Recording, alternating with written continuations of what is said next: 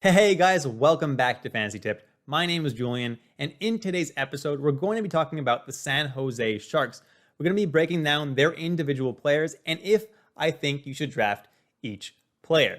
Before we get started, guys, please leave a like, subscribe, hit that notification bell. Trying to hit 1,000 subs this year, so every subscription really counts. Thanks so much, guys. Without further ado, let's jump right into the projected lines that I have for San Jose. In San Jose, the training camp lines are making it look like the lines are going to be Dahlen, Couture, and Meier, Barabanov, Hertl, and Gregor, Balcers, Bonino, and Labanc, and on defense, Ferraro, Burns, Nizov, Karlsson, Simek, Vlasic, and in nets, Reimer and Hill. And the first player I'm going to be talking about is Tomas Hertl, and last year he managed 43 points in 50 games on a terrible San Jose Sharks team. Yeah, I like Tomas Hertl again this year. He's pretty much the only guy I'm legitimately super high on San Jose, but he's a very, very good player. And no matter what, he's going to have a good season. And he's being drafted pretty late, so I don't mind him at all at his current ADP of 129.5.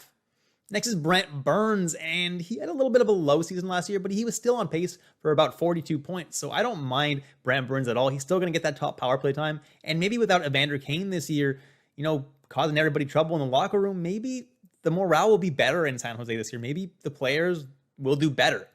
I don't know about that for sure, but at the very worst, Burns should hit at least 40 points, 45 points. So I don't hate Brent Burns where he's currently being ranked. Next is Evander Kane, and right now he's the guy who is kind of involved in the whole bunch of crap, and right now he's not practicing for the team, and I don't think he's going to play again for the San Jose Sharks. I don't know that for sure, but I think he's going to be traded. We'll see. I'm not super crazy about drafting him right now because what happens if he's not traded for a while and the team doesn't play him, right? I'm not super crazy about it. But if you want to take the risk and put him on an IR spot, maybe not the worst idea in the world because he is a super talented player and should definitely light it up wherever he goes. Next is Erik Karlsson, and I don't mind Karlsson this year. He's going to get that top power play with Brent Burns and the best San Jose Sharks forwards on the top power play. So he has every opportunity to do well. Last year, he was on pace for like 35 points, which is not good at all. So he's definitely going to have to step up his game this year. But I think he can do it. I think he could have a rebound season. Maybe the morale in San Jose will be better this year. I'm not banking on it though, but at his ADP, it's not that bad of a risk. Next is Timo Meier and Labanc Couture. Both of them are practicing on the top line right now. I'm not super high on either of these guys. I don't think either of these guys is uber talented where like no matter how bad the team is, they're going to excel. I think they're decent. They're going to have okay seasons. I'm not super crazy about drafting either of these guys at their current ADPs. I mean, they are really late ADPs, so if you want to take a chance and see if they rebound, it's definitely possible, but I think there are better options elsewhere. Next is Adin Hill, and he's slated to be the top goalie in San Jose this year. He should see 60% of the starts at least. Reimer should also get a decent amount of starts. So Adin Hill was a very good goalie whenever he was called upon in the past in Arizona. Unfortunately, never got a huge sample size, but in the small samples that we did see him, Hill performed very well. I don't mind drafting Hill if you're really desperate and you're really late in the draft, and Hill's the only starting goalie left there. I don't mind that. Next is Mario Ferraro, and last year he was 12th in the league in hits.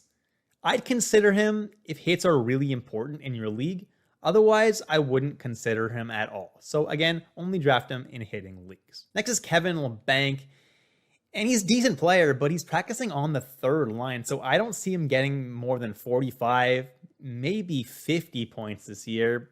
So I'm just going to stay away from Kevin Labanc. I don't really think it's worth drafting him. Next is Alexander Barabanov, and he's someone I'm keeping a very close eye on. After joining the San Jose Sharks, he scored 7 points in 9 games with the San Jose Sharks.